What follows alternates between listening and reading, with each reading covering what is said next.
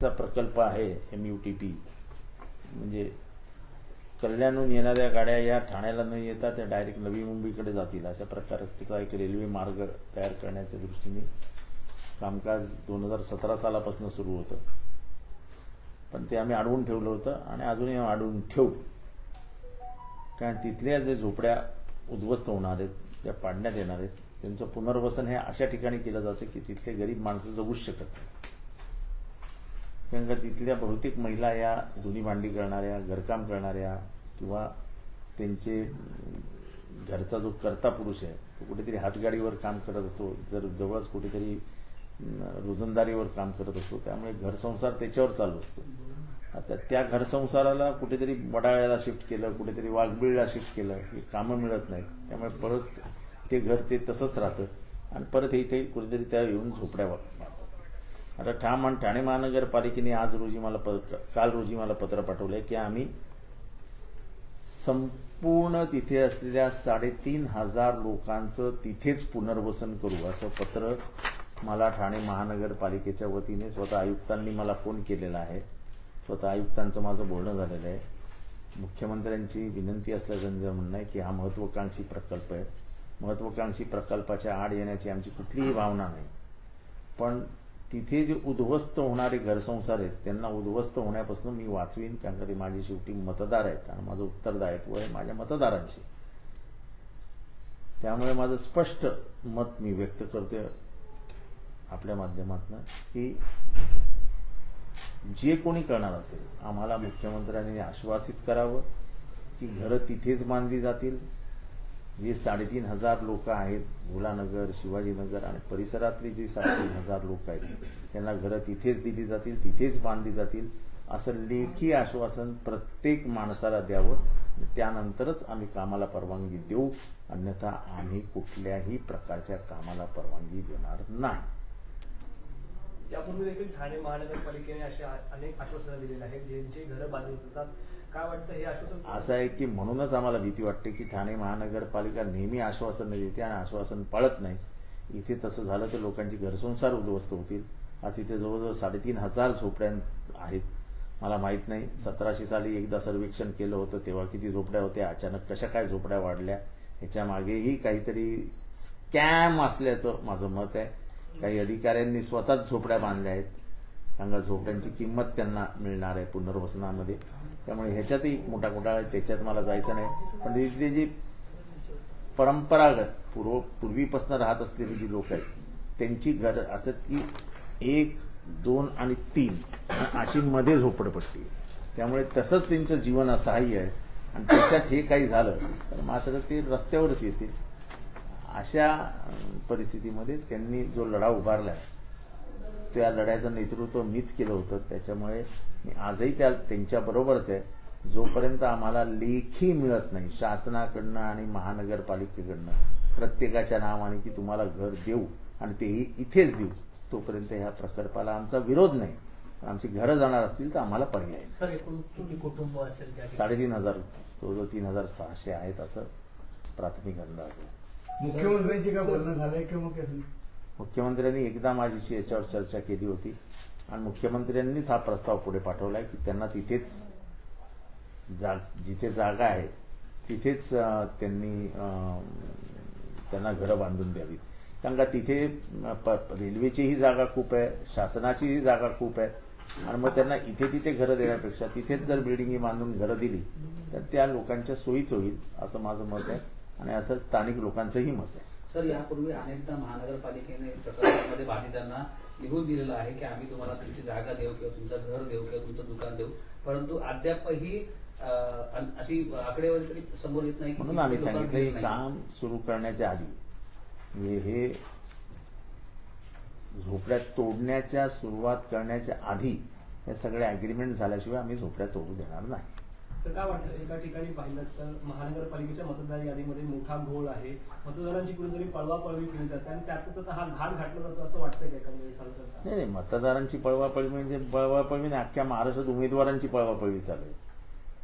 म्हणजे आता सुधीर भगत नावाचा आमचा उमेदवार आहे, विधानसभेला मतदान आहे, लोकसभेला मतदान आहे, 3 वेळेचा नगरसेवक आहे, त्याचं घर गेले 50-100 वर्ष तिथेच आहे. त्याच्या नावाने, त्याच्या वडिलांच्या नावाने तो एरिया ओळखला जातो. असं असताना त्याचं मतदार यादीतनं नावच गायब झालं, कारण का तो उमेदवार आहे. असंच एक पुण्याला इम्रान नावाचा, पिंपरी चिंचवडला इम्रान नावाचा आमचा कार्यकर्ता आहे, त्याच्या आईवडिलांचं नाव इंदापूरमध्ये सापडली. इंदापूर हे दुसऱ्या वॉर्डात पण नाही, डायरेक्ट इंदापूर. मी आता ट्विट पण केलं त्याच्यावर. काय चालू काय निवडणूक याद्या यांच्यासारखा मोठा घोटाळा महाराज देशभरात कुठे नाही हो. कारण किती साधं आहे, तुमचं नाव टाकायचं, एरिया बस संपला. नुसतं टाकलं की आलं पाहिजे. हे कोण घोटाळा करतं, काय ह्याच्या मागचे उद्देश आहेत, काही कळायला मार्ग नाही. पण उमेदवारच म्हणजे जे बलाढ्य उमेदवार आहेत, जे ताकदवान उमेदवार आहेत, त्यांचं जाऊन मतदार यादीतच नसेल तर ते फॉर्मच भरू शकणार नाही. हे डोक्यात ठेवून हे कारवाया केल्या गेल्या. सर, सांगलीमध्ये आपण पाहिलं की स्ट्रॉंग रूम बाहेरच आपला महाविकास आघाडीचा मोर्चा सुरू आहे, आंदोलन सुरू आहे त्या ठिकाणी. नाही, ते बरोबर आहे, कारण का तिथे मतदानच्या टक्केवारीमध्येच घोटाळा आढळला आहे आणि त्याच्यामुळे तिथे सुरक्षा व्यवस्था नव्हती, स्ट्रॉंग रूमच्या बाहेर काहीच नव्हतं. त्यामुळे आक्षेप घेऊन कार्यकर्ते आक्रमक झालेत आणि कार्यकर्ते भडकणार ना. शेवटी सगळी मेहनत पाण्यात जाणार दिसतंय आणि ह्या चोरी, ह्या सरकारी यंत्रणेचा वापर करायचा आणि त्याच्यातनं हे घोटाळे करायचे, हे काय बरोबर नाही. सर, काल बरेच ठिकाणी लक्ष्मी दर्शन पण पाहायला मिळालं, ईव्हीएम देखील फोडण्यात आलेले आहेत.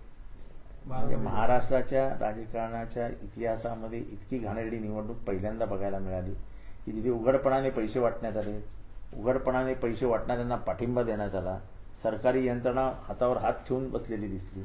असं असेल तर लोकशाही टिकणारच नाही, संपली लोकशाही. महायुतीमध्येच काल बिघाडी पाहायला मिळालेली आहे. भोगावले असतील सुनील, ते काय ते त्यांचं चालूच आहे, लुटूपुटूची लढाई आहे ती, त्याला काय अर्थ नसतो. 3 तारीखला निकाल लागणार, आज 20-21 तारखेला निकाल लागणार आहे त्याच्यामध्ये. नाही 20-21ला निकाल लागणार आहे म्हणजे आता ती कोर्टाने निर्णय दिला आहे. पण मुळात हा सगळा घोटाळा जो काही निवडणूक आयोगाने केला आहे, निवडणूक आयोग हे म्हणजे हे कुठल्या पद्धतीने काम करते हे मला काही समजत नाही. सर, निकाल पुढे आल्यावरती 1 जुलै ही अंतिम डेट आहे तुमची त्यांनी मतदार यादीची. 1 जुलै नंतर जानेवारीपर्यंत म्हणजे जवळजवळ 8 महिने होतात. जुलै, August, September, October, November, December, जानेवारी, 7 महिन्यांनी मतदान होणार आहे. आता ह्यामध्ये 18 वर्षाच्या वयोगटातील जी काही पोरं आली, जी ऑगस्टमध्ये 18ची झाली किंवा 19मध्ये सप्टेंबरमध्ये 18ची झाली, त्यांना मतदानाचा अधिकारच नाही. 18 वर्ष वय झालं की त्याला मतदानाचा अधिकार मिळाला पाहिजे, हा त्याचा संविधानिक अधिकार आहे. ही कुठली पद्धत आहे? 1 जुलैला आम्ही मतदार याद्या बंद करून टाकल्या. अरे पण मग ते काही हजार काही माणसं असतील ना जी 18 वर्षाची झाली आहेत, जुलैमध्ये होतील, जुलै 25ला झाली, ऑगस्ट 25ला झाली, ऑक्टोबर 25ला झाली, सप्टेंबर 25ला, डिसेंबर 25ला झाली, जानेवारी 25ला होतील. शेवटच्या दिवसापर्यंत 18 वर्षाच्या वयाच्या मतदाराची नोंद झालीच पाहिजे संविधान म्हणतं. आणि ते निवडणूक आयोगाने ब्लॉक काढून ठेवले की नाही, तुम्हाला मतदान करताच येणार नाही. पद्धतच चुकीची. बोलायला पकडण्यात आलाय म्हणजे बोललं तर ऐकायलाच कोणी तयार नाही. कानात बोळे घालून बसले इलेक्शन कमिशन. बुलढाण्याच्या मुलाने जे आहे एका बोगस मतदारांना नागरिकांनी पकडलं होतं, तेव्हा त्याला पोलिसांनी देखील अडवलं, नागरिकांनी त्याला चोप दिला. परंतु संजय गायकवाड जे आमदार आहेत त्यांच्या मुलाने त्याला पळवून लावल्याचे धक्कादायक घटना एक समोर आली आहे. ते सगळीकडेच चालू आहे, त्याच्यामध्ये काय मोठं आहे? जिंकण्याची पद्धत कुठली आहे हे अख्खा महाराष्ट्र बघतंय. लक्ष्मी दर्शन, सरकारी यंत्रणेचा वापर, ह्याच्यावर जर निवडणुका जिंकणार असतील तर लोकशाहीचं अस्तित्वच राहणार नाही. निवडणुका पुढे ढकलाव्या असं वाटतं का? एकीकडे निवडणूक आयोगाचा अजून जे मॅनेजमेंट होत नाहीये, याद्या नाहीयेत, प्रभागावरती आक्षेप आहेत आणि अशाच निवडणुका घेण्याचा घाट घातला जातोय लवकरात लवकर. त्याच्यामध्ये सुद्धा अशा प्रकारे वाद होत आहेत. सुप्रियाताईंनी पत्र देखील पाठवले निवडणूक आयोगाच्या या कामात. काहीही पत्र भावना ह्याची किंमतच राहिलेली नाही निवडणूक आयोगाकडे. निवडणूक आयोग हे कठपुतलीसारखं वागतंय, त्यांना जे करायचं तेच करतायत. निवडणूक आयोगाने केलेलं जे वॉर्ड रचना आहे ही मुळातच बेकार विषय. त्यांना वॉर्ड रचना करण्याचा अधिकारच नव्हता. राज्य शासनालाही नव्हता, निवडणूक आयोगालाही नव्हता आणि ठाणे महानगरपालिकेलाही नव्हता. सर्वोच्च न्यायालयाने मे 2022 मध्ये मार्च का मे मध्ये दिलेल्या निर्णयानुसार त्याच्या अगोदरचे जी वॉर्ड रचना आहे ती गृहीत धरून तुम्ही पुढे चला आणि निवडणुका घ्या असं सांगितलेलं आहे. तो आदेश कुठेही न दर्शवता, तो आदेश कुठेही न दाखवता, तो निर्णयाची कुठलीही अंमलबजावणी न करता सर्वोच्च न्यायालयाच्या निर्णयाला बगल देऊन त्यांनी वॉर्ड रचना केली. हे सर्वोच्च न्यायालयालाही बाजूला काढणारं निवडणूक आयोग आहे. काय करणार तुम्ही? सर, मुंबई उच्च न्यायालयाने पुन्हा एकदा महापालिकेला फटकार लगावलेली आहे. जानेवारी ते ऑक्टोबर पर्यंत 18 लोकांचा निष्पाप बळी जो आहे तो घोडबंदरमध्ये प्रवास करताना गेलेला आहे. अनेक रस्ते आहेत ज्या ठिकाणी चुकीच्या पद्धतीने पॅच मारण्यात आलेला आहे, त्यामुळे अनेक लोकांचा जीव देखील त्याच्यामध्ये जाते. नाही, घोडबंदर रस्ता ही म्हणजे मला माहित नाही लोकांना एवढं घोडबंदर बद्दल का हे आहे. पाणी नाही आहे रस्त्याबद्दल तर बोलायलाच नको, ट्रॅफिक बद्दल बोलायलाच नको. या सगळ्या अडीअडचणींना तोंड देऊन देखील घोडबंदरचं आपण चर्चा का करतो? आणि ह्याच्या पुढच्या काळामध्ये तो घोडबंदरमध्ये इतका TDR आणि इतका FSI दिलेला आहे, या नवीन DP प्लॅनमध्ये इतकं ग्रीन झोनचा अर्जून करण्यात आलेला आहे की म्हणजे लोक घोडबंदरला राहायला गेली तर समजायचं की येता जाता त्यांना 2 तास फक्त घोडबंदर ते ठाणा चेकनाका यायला लागतील. रस्ते मोठे होणार नाहीयेत आणि सर्व्हिस रोड नसलेला एकमेव भारतातला रस्ता असेल तो. सगळे सर्व्हिस रोडच गायब झालेत तिथले. कारण का तुम्ही काय मेट्रो रेल त्याच्यासाठी जे सगळी बांधकामं केली आहेत ते सगळी तुम्ही सर्व्हिस रोडवर आणली आहेत, त्यामुळे सर्व्हिस रोड गायब झालेत. त्यामुळे उद्या त्या परिसरातनं येणारं वाहन हे डायरेक्ट हायवेवर येणार आहे. त्यामुळे मृत्यूचं प्रमाण आज 18 दिसते, पुढे 180 दिसेल तुम्हाला. प्रदूषणामध्ये देखील वाढ झालेली आहे. त्यामुळे प्रदूषण ठाणे महानगरपालिकेकडे यंत्रणा नाहीये प्रदूषण रोखण्याकरिता. कशी काय यंत्रणा असेल? ठाणे महानगरपालिकेकडे कचरा उचलायला यंत्रणा नाही, कचरा टाकायला यंत्रणा नाही, तर प्रदूषण कुठनं रोखणार? कुंभमेळ्याचा ठाकरे बंधू जे आहेत आपण एकत्र येणाऱ्याची चर्चा चालू होती, मात्र आज पुन्हा एकदा आपण पाहिलं गेलं तर राज ठाकरे संजय राऊत यांच्या भेटीला गेलेले आहेत. हा काही प्रश्न आहे का? चला दुसरा प्रश्न. सर, कुंभमेळ्यासाठी ज्या पद्धतीने तिथल्या महाराष्ट्रातल्या लोकांना काम मिळत नाही, परंतु गुजरातल्या काही ठेकेदारांना जे आहे ते कुंभमेळ्याची ठेके जे आहे ते देण्यात आलेली आहे. ते काय ते या सरकारचं धोरण आहे गुजरात बढावा. कुठे नेऊन ठेवला माझा महाराष्ट्र माझा. गुजरातवरती आहे ना, माझा महाराष्ट्र गेला. कुंभमेळ्यासाठी 1800 शेडची कत्तल देखील करण्यात येत आहे. म्हणजे ज्या तपोवनाचं नाव हे प्रभू श्री रामाशी जोडलं गेलं आहे, त्या तपोवनामधली झाडं कापणं हे नैतिकदृष्ट्या धार्मिकदृष्ट्या योग्य आहे का? हा सरकारला प्रश्न आहे. 1800 झाडं कापायची काय पद्धत आहे का? त्या आरे कॉलनीमध्ये अशीच रातोरात झाडं गायब केली होती. आता ही तीच परिस्थिती आहे. तपोवनातली झाडं देखील अशीच रातोरात गायब केली जातील. ज्योतिबा फुले यांच्यावरती एक डॉक्युमेंटरी तयार होत होती आणि त्या डॉक्युमेंटरीची महत्वपूर्ण फाईल जी आहे ती मंत्रालयातून चक्क गायब झालेली आहे. सर, अतिवृष्टीनंतर शेतकऱ्यांना आर्थिक मदत मिळावी यासाठी शासनाने कोणताही प्रस्ताव जो आहे तो केंद्राकडे पाठवलेला नाहीये, अशी माहिती कृषी मंत्र्यांनी लोकसभेत दिलेली आहे. असं आहे की निवडणुका झालेल्या आहेत, आम्ही निवडून आलेलो आहे. आता पुढचे 4 वर्ष कुठलीही निवडणूक नाही आहे आणि लक्ष्मी दर्शनाने आम्ही बाकीच्या निवडणुका जिंकणारच आहोत. त्यामुळे आता याच्यावर चर्चा करून पण काय फायदा नाही. प्रस्ताव पाठवला नाही म्हणजे किती संवेदनाहीन झालंय हे सरकार, याच्यापेक्षा मोठा पुरावाच असू शकत नाही. कारण काय असा पाऊस आणि असा पूर हा महाराष्ट्राने ह्यापूर्वी कधी बघितला नव्हता. असं सगळं झालं, सगळा अख्खा महाराष्ट्र उद्ध्वस्त झाला. आणि जर त्याचा कुठलाही प्रस्ताव गेला नसेल केंद्राकडे तर महाराष्ट्र सरकारने माफी मागावी अशी परिस्थिती आहे आणि शेतकऱ्यांनी विचार करावा. सर, SIR मुळे 30 अजून अधिक जास्त जे बिअर आहे त्यांनी आत्महत्या केलेली अद्यापर्यंत अनेक लोक जे आहे त्याच्यावरती आक्षेप देखील घेत आहे की ज्या ठीक आहे, पद्धतीने त्या आता त्याचं काय ठीक आहे काय तर हिंदी-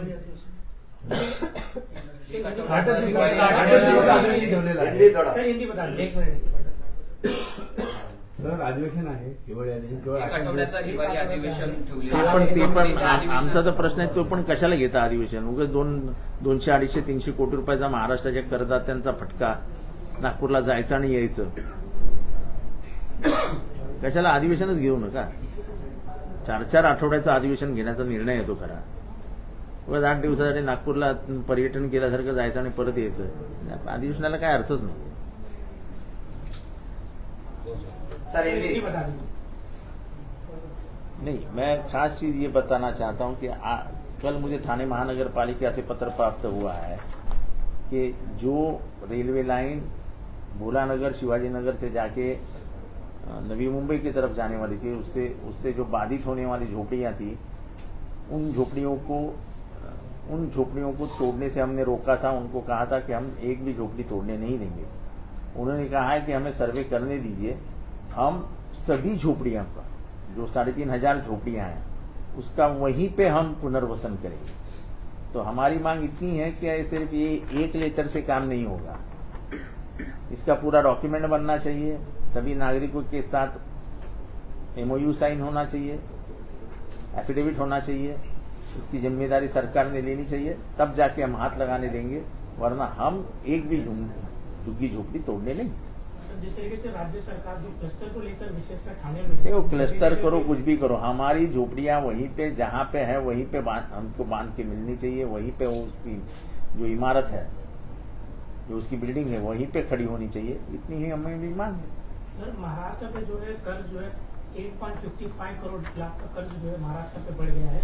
जिस तरीके से अनेक प्रोजेक्ट जो महाराष्ट्र में, लेकिन कहीं ना कहीं लोगों की जो सुविधा है वो अब तक नहीं मिल पा रही है, चाहे इलेक्ट्रिसिटी हो, रोजगार हो। ऐसा ही इलेक्ट्रिसिटी के मामले में मैं बता देना चाहता हूं कि इलेक्ट्रिसिटी के दाम इतने बढ़े हुए हैं, पर आजकल हम किसी ऐसी चीजों पे ध्यान ही नहीं देते, हमारा ध्यान उसके ऊपर है नहीं, हम नहीं वो विषय में हाथ डालते हैं। इलेक्ट्रिसिटी के दाम कितने बढ़े हुए हैं, आपके घर में जो बिल आता है वो बिल आप सोचिए कितना बढ़ के आते हैं, क्योंकि पूरे महाराष्ट्र में इलेक्ट्रिसिटी के दाम उन्होंने बढ़ा दिए। 18 रुपया दाम हो गया, 18 रुपया। सिर्फ 100 यूनिट और 200 यूनिट फ्री देने से कुछ नहीं होता है, ऊपर क्या करेंगे फिर। और खास करके गर्मी के दिनों में जब लोग पंखे का इस्तेमाल करते हैं, लाइट का इस्तेमाल करते हैं, AC का इस्तेमाल करते हैं, तब तो बिल की मैंने बिल ऐसा राक्षस के जैसा आ जाता है। नांदेड़ में जिस तरीके से जातिवाद को लेकर एक महिला जो लड़की थी उसने अपने हस्बैंड होने वाले उसको खो दिया, जिस तरीके से उसके पिता उसके भाई ने दोनों ने मिलकर उसे गोली मार दी। कहीं ना कहीं महाराष्ट्र में जिस तरीके से चीजें देखी जाएगी, ये जो महाराष्ट्र हम पहचानते हैं, जानते हैं, जिसको हम शिव फुले शाहू अम्बेडकर का महाराष्ट्र कहते हैं, वो महाराष्ट्र कहीं ना कहीं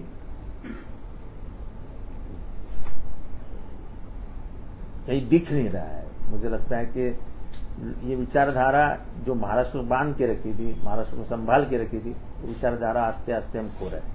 लड़की ने बताया कि पुलिस वाले ने उसके भाई को कहा था कि उसको मार के तू हमारे पास आ, इसके बाद कोई कार्रवाई होगी। जिस तरीके से पुलिस ने उसको उकसाया था कि लड़कियों नहीं, अभी इतना कहने के बाद महाराष्ट्र में क्या स्थिति है ये आप समझ जाओ। नगर परिषद को लेकर जो चुनाव हुए उसमें सिर्फ लक्ष्मी दर्शन हुआ, दादागिरी हुई, पुलिसों का इस्तेमाल किया गया और सत्ताधारी पक्ष में ही इतने झगड़े लगे कि विरोधी पार्टियां तो बाजू में रह गई और विरोधी पार्टियों के पास सभी औजारों की कमी थी। सत्ताधारी पार्टियों के पास जैसी गाड़ियां चलाते वैसे हेलीकॉप्टर चला रहे थे। नासिक में जो कुंभ मेला होगा उसको लेकर महाराष्ट्र के जो कॉन्ट्रैक्टर उनको कहीं काम नहीं मिल रहा, लेकिन वही वो तो हालात है ही, वो हालात समझने की कोशिश करेंगे। महाराष्ट्र के सभी कॉन्ट्रैक्ट अगर गुजरात से आने वाले ठेकेदार करने वाले होंगे तो क्या बोल सकते हैं, महाराष्ट्र को आवाज कहीं ना कहीं उठाना पड़ेगा। 1800 पेड़ों की कटाई भी जो है की जा रही है कुंभ मेला को लेकर। ये जो तपोवन नाम की जो भूमि है वो राम के पदस्पर्श से पुनीत हुई भूमि है। उस भूमि पे जो झाड़ है वो कहीं पुराने झाड़ है, उनको काट के वहां पे संत समुदाय को रहने के लिए जगह बना रहे, कहीं और जगह नहीं मिल सकती क्या? झाड़ क्यों काटने? इसका कुछ प्लान अलग है। कुंभ मेला हो जाएगा, उसके बाद ये जमीन किसको देंगे? तो कहीं राज छुपा हुआ है। 1800 झाड़ काटना एक गलत बात है, और वो भी तपोवन ये राम, प्रभु श्री राम के नाम से जाना जाता है तपोवन। सर, अधिवेशन का काल शुरू होने वाला है 1 हफ्ते, पहले 2 हफ्ता जाएगा, तब 1 हफ्ते के लिए लिया जाएगा। महाराष्ट्र की अनेक समस्याएं जहाँ पर आप उसको नहीं, ये तो अधिवेशन लेते ही क्यों, ये सवाल है मेरा। ये क्या पर्यटन है? नागपुर दर्शन है क्या? नागपुर में जाके विदर्भ की समस्या हो, ये जो बारिश गिरा था बीच में, उस बारिश के वजह के बाद होने वाला अधिवेशन है, तो काश्तकारों को क्या देने वाले, क्या करने वाले, इसका इसमें इसके ऊपर चर्चा होनी चाहिए थी। उतना समय ही नहीं मिलेगा। SIR जो है वो CNRC का दूसरा भाग है, इस तरीके की बातें जो है वो सामने आ रही है। बराबर है। SIR के माध्यम से लोगों के वोटों को काटछाट करना, उनके वोटों के ऊपर तलवार घुमाना, इतना ही काम इलेक्शन कमीशन कर रहा है, बाकी कुछ नहीं कर रहा है। इलेक्शन कमीशन के पास इतने आदमी ही नहीं जो लोगों की मत नोंदनी और मत गणना करे, इतना फोर्स ही नहीं उनके पास। घोड़बंदर पे जिस तरीके से हाईकोर्ट ने जो है महापालिका को फटकार लगाई है कि जनवरी से लेकर अक्टूबर में 18 लोगों की मौत हुई है, अनेक लोग जो है वहां पर रहने को जा रहे हैं। देखो ऐसा है, घोड़बंदर रोड सबसे बेहाल है, उधर के रहने वाले परेशान है, ना पानी मिल रहा है, ना कचरा उठ रहा है, और ट्रैफिक के मामले में बात करो तो ऐसा रोड तो पूरे देश में कहीं नहीं है, और किसी का भी ध्यान नहीं है उसके ऊपर। और आने वाले दिनों में जिस तरीके से FSI बढ़ाया है और जिस तरीके से बिल्डिंगें आ रही है, गाड़ियों का आना जाना मुश्किल हो जाएगा। घोड़बंदर पे ऐसे हालात है, और आज 18 हुई है, जब पूरा हो जाएगा तब मौत 180 के घर में जाएगी। ये म्यूनसिपैलिटी का किधर ध्यान नहीं है, ना कचरा दिया जाए, उठाया जा रहा है, ना पानी मिल रहा है घोड़बंदर पे, और ये हालात पूरे शहर में है, पूरे शहर में। कोई चिंता नहीं है हमें, क्योंकि यहाँ की जो सत्ताधारी पार्टियां हैं वो कहती है हम तो चुन के आने वाले ही है, और कैसे आएंगे मुझे मालूम नहीं। लेकिन घोड़बंदर से के इतने बुरे हाल पूरे देश में किसी एरिया के नहीं है, इतने बुरे हाल घोड़बंदर के।